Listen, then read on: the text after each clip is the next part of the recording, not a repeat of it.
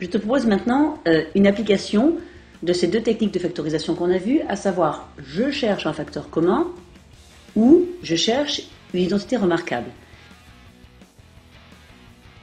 Ici j'ai une expression qui est une somme, voilà un premier terme, un second terme, un troisième terme. Je cherche un facteur commun, ben je ne le vois pas. En revanche, je vois que si je groupe ces deux termes-là et que je sors mon appareil photo, je vois peut-être une identité remarquable. Je vois que j'ai 4x au carré, c'est en fait 2x le tout au carré, moins 25, c'est 5 au carré. Je suis donc dans le cadre de la troisième identité remarquable, celle qui, sous forme développée, est la différence de deux carrés. Le premier, c'est 2x au carré, le second, c'est 5 au carré. J'applique donc la formule 2x moins 5, facteur de 2x plus 5. J'ai maintenant la somme de deux termes. Chacun des termes est un produit de facteurs qui sont de part et d'autre du signe multiplié ici et de part et d'autre du signe multiplié là. Parmi ces facteurs, je vois qu'il y en a un qui est commun, le 2x plus 5 se trouve là et là. Je vais m'en servir pour factoriser. Ce 2x plus 5 était facteur la première fois dans le premier terme de x plus 4, c'était une addition, et dans le second terme, le 2x plus 5 était facteur de 2x moins 5.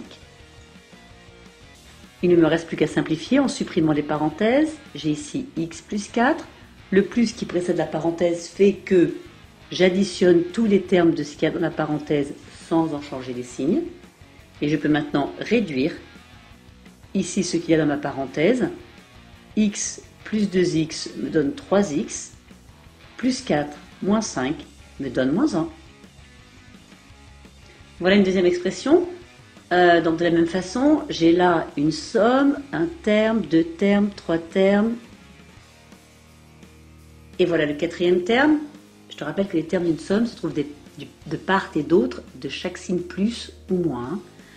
Je ne vois pas de facteur commun. Je vais m'intéresser à ce morceau-là. Est-ce que par hasard, je verrai une identité remarquable? Je te laisse sortir ton appareil photo. Oh, ça y est, moi je la vois. Je vois qu'en fait, le 4x au carré, c'est en fait 2x au carré. Et que le 9, c'est 3 au carré. Donc ça, ce serait le A au carré. Là, j'aurai le B au carré. Ouh là là, je ressemble à la première identité remarquable. Je vérifie si ce que j'ai au milieu est bon. Le double produit 2 fois 2x fois 3. 2 fois 2, 4 fois 3, 12. Ouais, ça marche. Excellent. J'applique donc ma formule. J'ai donc le premier terme 2x plus 3, le tout au carré. Alors là, pour le coup, j'ai la somme. Voilà le premier terme, voilà le second terme. Là, j'ai le produit de 2x plus 3 par 2x plus 3. Et ici, j'ai le produit de x plus 5 par 2x plus 3. Le facteur commun, c'est lui, 2x plus 3. Je m'en sers pour factoriser. 2x plus 3 était facteur la première fois de lui-même, 2x plus 3. C'est une addition. Et la deuxième fois, il était facteur de x plus 5. Il ne me reste plus qu'à simplifier. 2x plus 3. Je supprime ici les parenthèses. Il y avait un signe plus, donc pas de problème. 2x plus 3, maintenant je réduis.